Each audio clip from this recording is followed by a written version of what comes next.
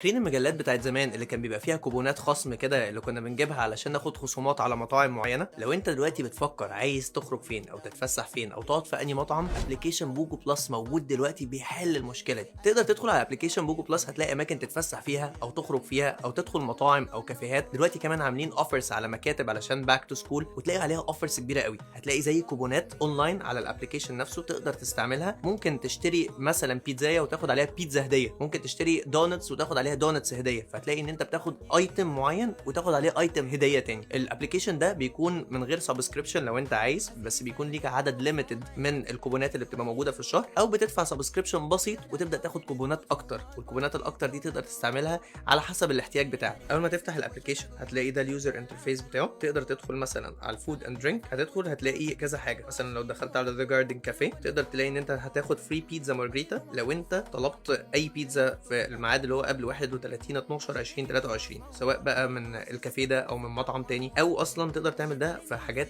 خروجات زي مثلا باونس وغيرها. حاجات كتيره قوي تقدر تدخل وتلاقي الاوفر موجود فري انتري، والكيس بتاعته فري انتري لما بتشتري تيكت تانية، فبيبقى من الاخر كأن عرض وعليه عرض تاني هديه.